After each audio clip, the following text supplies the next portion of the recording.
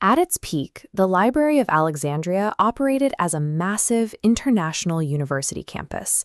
The Ptolemaic kings built a sprawling complex of lecture halls, laboratories, and observatories, funding thousands of scholars to live and work side by side. These researchers gathered hundreds of thousands of texts, all recorded on papyrus. Papyrus is a brittle organic material that naturally decays in humid air. Keeping this immense catalog intact requires scribes doing the tedious manual work of copying decaying scrolls word for word.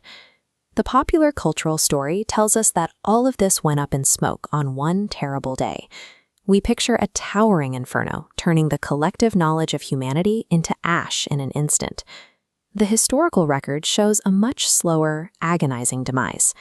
The library suffered a series of distinct injuries, eventually starving to death over several centuries. Tracing this exact timeline reveals exactly how societies lose their collective memory. Civilizations let their greatest achievements wither when successive generations simply stop maintaining the systems that keep them alive. The first major physical blow occurred in 48 BC, courtesy of Julius Caesar. Pinned down in the city during a civil war, Caesar ordered his troops to set fire to the Egyptian fleet docked in the harbor. The coastal winds carried the flames off the wooden ships and straight into the dense city streets. That fire reached a massive storage warehouse near the docks. Thousands of newly copied scrolls, prepared for export, burned entirely. The loss was significant, but the primary campus of the library survived the siege intact. The scholars remained, and the daily work of translating and copying continued. Physical damage from military conflict is devastating, but an intellectual institution can recover. So long as the local government provides funding and political backing, the machine keeps running. What actually crippled the library happened slowly over the next 300 years. Roman emperors took full control of Egypt, and their administrative priorities shifted entirely. This chart shows how Roman imperial budgets evolved from the 1st to 3rd centuries AD. The line for military expenditure rises sharply, while state funding for academic research in Alexandria drops heavily. Without salaries, top minds left, migrating to cities where their work was paid. Without those scribes, the fragile papyrus scrolls naturally rotted. Without maintenance budgets, the lecture hall roofs leaked, the walls cracked, and the campus began to crumble. Chronic underfunding accomplishes what a fire cannot. It quietly erases the human capital required to read, repair, and protect the documents in the first place. By the 270s AD, the citizens of Alexandria launched a local revolt. Aurelian marched his legions into the city to crush the uprising. His troops deliberately leveled the Brocchion, the specific royal quarter that housed the original library buildings. Whatever physical texts had survived the centuries of neglect were smashed in the crossfire. The final purge was entirely ideological. In 391 AD, Emperor Theodosius issued harsh decrees outlawing all pagan practices across the empire to enforce religious orthodoxy. Empowered by the decrees, mobs descended on the Serapeum, a massive temple complex acting as the city's daughter library. They tore down the columns and destroyed the last major collection of Alexandria's ancient texts. Centuries of bureaucratic neglect hollowed out the institution. That weakness left it unable to survive when ideological hardliners finally decided its remaining contents were dangerous. Today, modern apartment blocks sit right on top of the limestone foundations of ancient Alexandria. The physical texts and the buildings that house them are entirely gone. The greatest archive of the ancient world fell to 3 distinct forces: the collateral damage of civil war, a slow strangulation by budget cuts, and the violence of religious zealots. The core historical lesson is that apathy is incredibly destructive. A society can simply lose interest in preserving its own memory. Information naturally degrades, whether it is written on papyrus or stored in server farms. Keeping it alive requires deliberate daily effort and continuous financial investment. The story of Alexandria shows us that human progress is highly vulnerable. When we stop funding the caretakers, the knowledge disappears on its own. For centuries, the Library of Alexandria served as a primary hub for scholarship. housing significant advancements in ancient mathematics and engineering. We traditionally mourn its burning as a tragic accident, a random casualty of the chaos of war. However, the total destruction of this archive was actually an inevitable consequence of its physical blueprints. To understand the scale of this loss, we have to look past the history books and conduct an architectural autopsy. These stone foundations reveal the expansive architectural layout that defined the library at its height. This complex represented humanity's first attempt to physically gather the world's scholarly records under a single roof. That concentration of resources created a singular point of failure for centuries of human inquiry. By consolidating irreplaceable data into one location, the architects unknowingly ensured that a localized disaster would have a global impact. The primary medium for ancient data was papyrus. Aging papyrus is bone dry and highly flammable, losing its flexibility and turning into a potent fuel source over time. Storage relied on armaria, wooden shelving units divided into rows of pigeonholes for organization. This diagram shows how tens of thousands of rolled texts were tightly packed into these wooden compartments. When these units covered entire walls, the library became an environment of extreme fuel density. Unlike modern servers, these ancient records required sprawling physical storage built entirely from flammable materials. Structurally, the library functioned as an incredibly efficient, highly organized warehouse for kindling. The building's design prioritized the comfort of scholars working under the intense Egyptian sun. Large open-air reading rooms and colonnades were positioned to catch Mediterranean breezes for natural cooling throughout the day. This open-plan design lacked internal fire breaks, allowing a draft to travel completely unobstructed across the floor. This schematic shows how the continuous air paths connected directly to the flammable storage sectors. These hallways acted as a giant chimney, pulling air inward and accelerating the spread of any active fire. The same features meant to ventilate the building unknowingly created the ideal conditions for a drafted inferno. The catalyst arrived in 48 BC, when Julius Caesar set fire to the harbor during his siege of the city. Embers from the burning docks were carried by the wind directly into the library's open colonnades. The draft-heavy architecture pulled the flames deep into the interior, incinerating the archive with terrifying speed. Because of the building's layout, the fire spread too quickly for anyone to save the irreplaceable texts. When the smoke finally cleared, the repository of ancient knowledge was a field of ruins. Centuries of research in medicine, advancements in astronomy, and complex mathematics vanished in the heat. This sudden loss forced subsequent generations to rediscover scientific principles that had already been recorded. Alexandria serves as a warning that human knowledge is only as secure as the physical spaces we build to house it. Today, we're cracking open the file on what might just be history's greatest cold case. We're not looking for a person, though. We're looking for an entire missing world, a universe of knowledge that just vanished, leaving nothing but whispers and legends behind. So let's follow the clues and dive into history's most devastating intellectual heist. So what do you think it is? What is the single greatest unsolved crime in the entire story of humanity?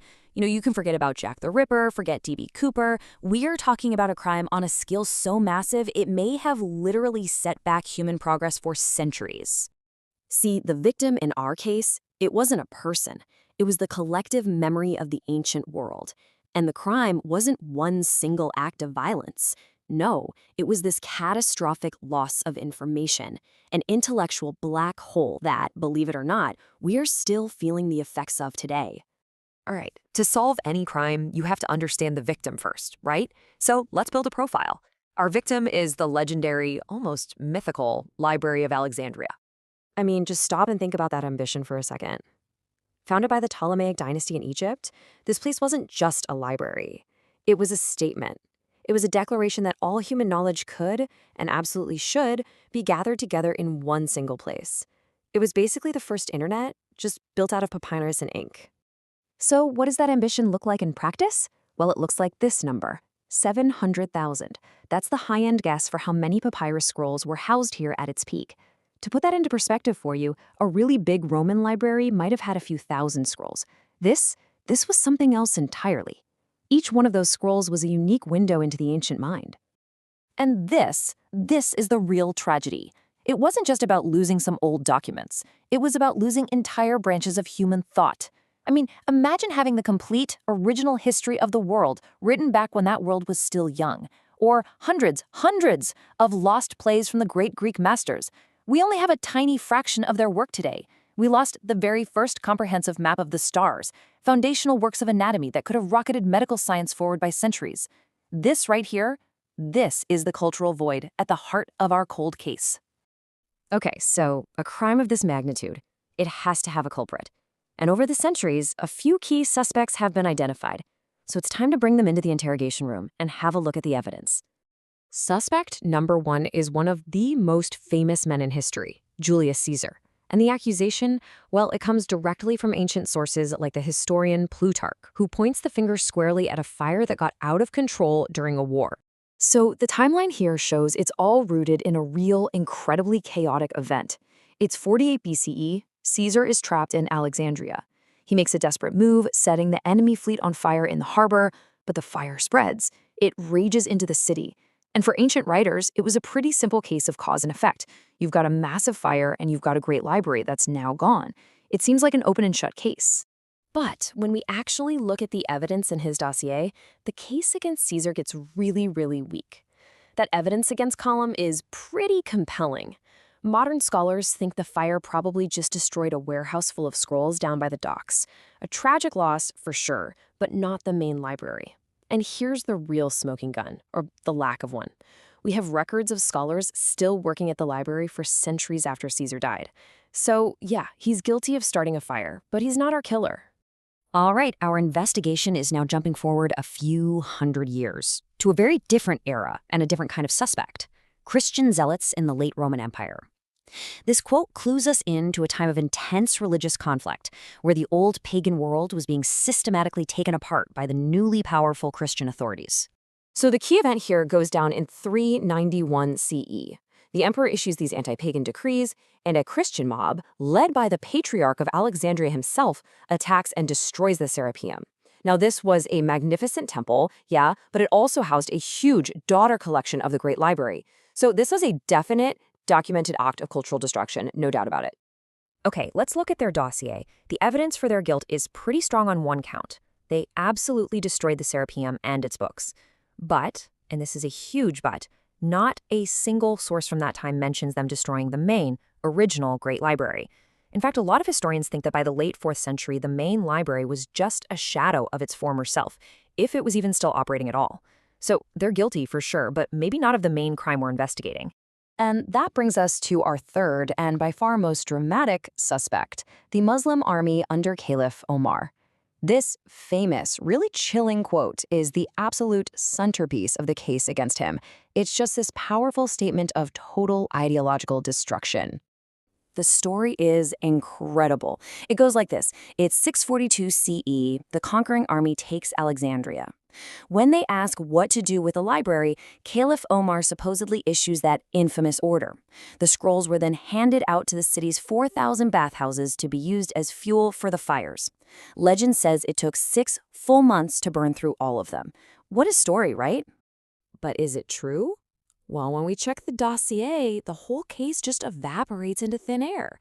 Yeah, it's a powerful story, but it doesn't show up in any historical record until the 12th century.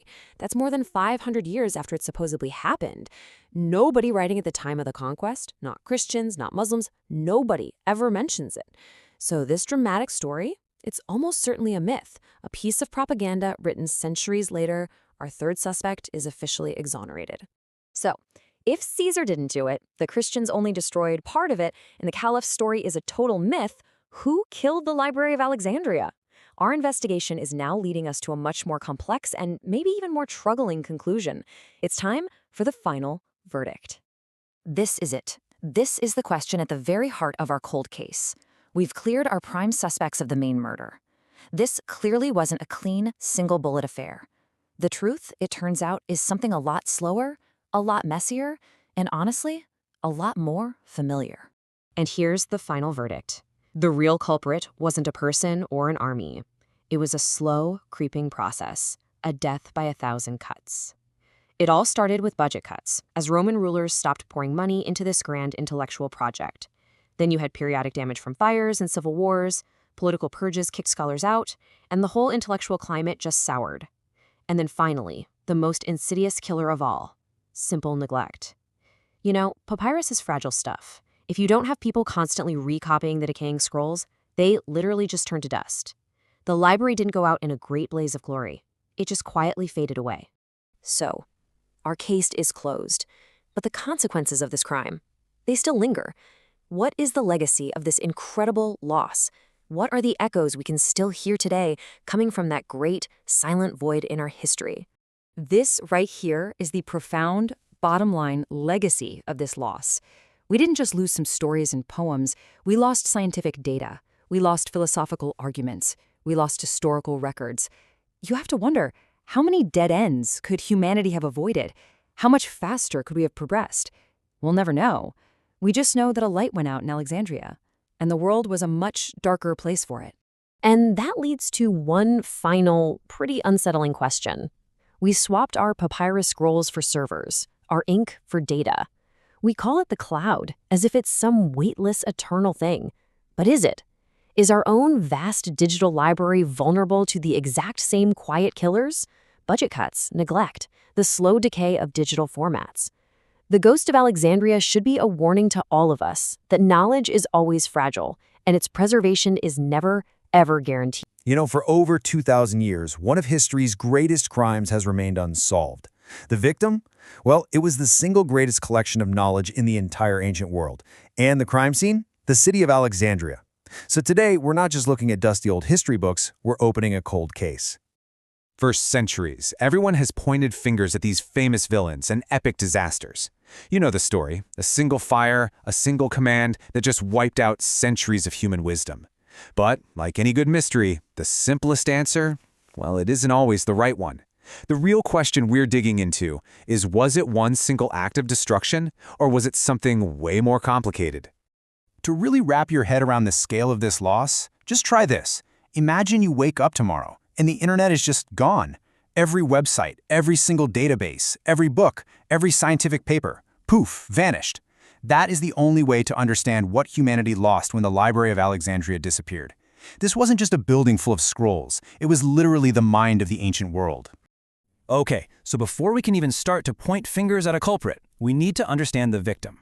What exactly was the Library of Alexandria, and why did losing it leave such a massive, gaping hole in our history? At its absolute peak, the library was said to hold up to 400,000 papyrus scrolls. Now remember, each one of those scrolls was a handwritten book, a play, a map, a piece of groundbreaking research. This was, without a doubt, the most ambitious attempt in human history to collect all of the world's knowledge under one single roof. The sheer volume is it's staggering. But here's the thing you absolutely have to understand.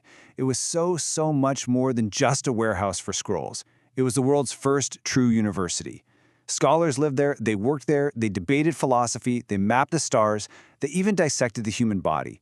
We're talking about geniuses like Euclid, the guy who basically invented geometry, and Archimedes, the brilliant inventor. They walked these halls. And get this, they had a rule. Any ship that docked in Alexandria's harbor had to hand over its books to be copied. This was not a passive archive. It was a living, breathing, intellectual powerhouse. All right, every cold case has its lineup of suspects, right? And over the centuries, 3 main culprits have been blamed for this epic crime against knowledge. So let's bring them in for questioning.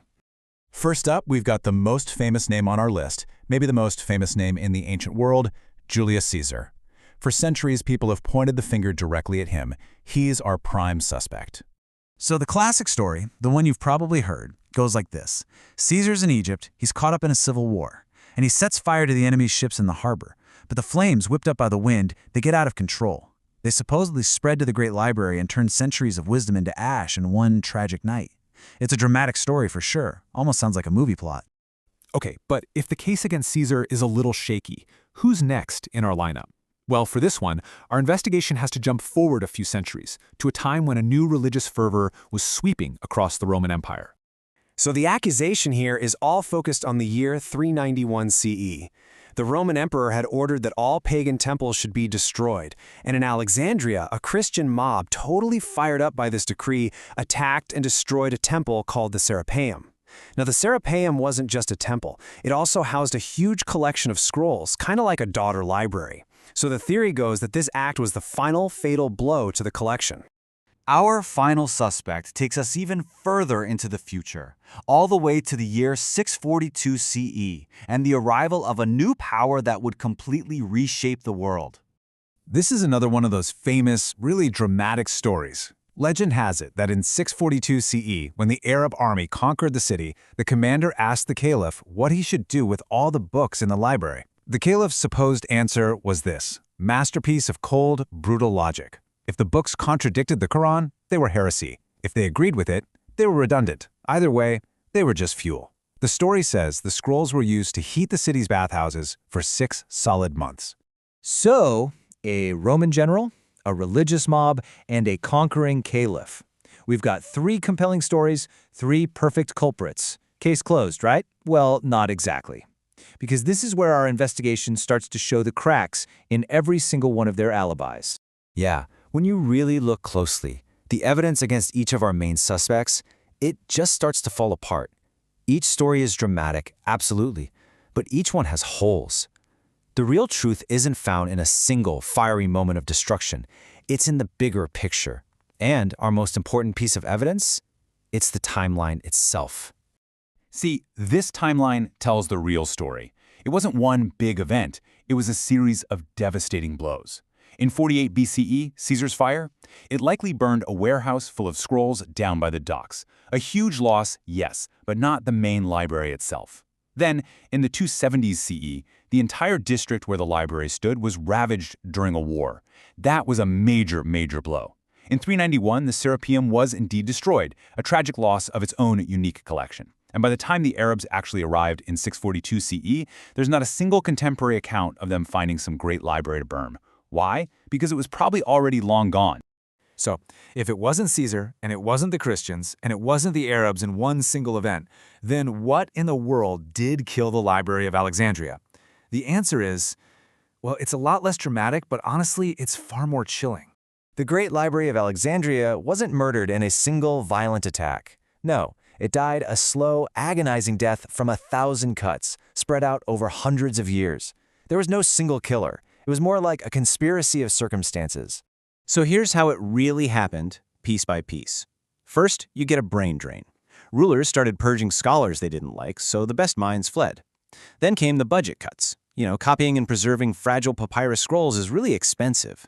When the money dried up, the collection literally started to fall apart. And on top of that, the whole culture changed. The era of open scientific inquiry gave way to rigid dogma. A library celebrating diverse thought basically became obsolete. You combine all of that with centuries of neglect, small fires, and the occasional war, and you see the real culprit: slow, creeping, deadly indifference. But the story of Alexandria isn't just about the past. It is a massive warning for us today. I mean, think about it. We've swapped out fragile papyrus scrolls for what we think are indestructible digital files on fragile servers. They worried about fire and neglect. We have to worry about data rot, hacking, and things just becoming obsolete. The medium has changed, but the incredible vulnerability of knowledge, that hasn't changed one bit. In the end, the greatest threat to knowledge isn't a single dramatic fire. It's the slow, quiet process of us just forgetting to value it. We have built our own modern Library of Alexandria in the cloud, and we trust it with everything. But this 2,000-year-old cold case leaves us with a critical warning. We can never, ever take the preservation of knowledge for granted. So the real question is, are we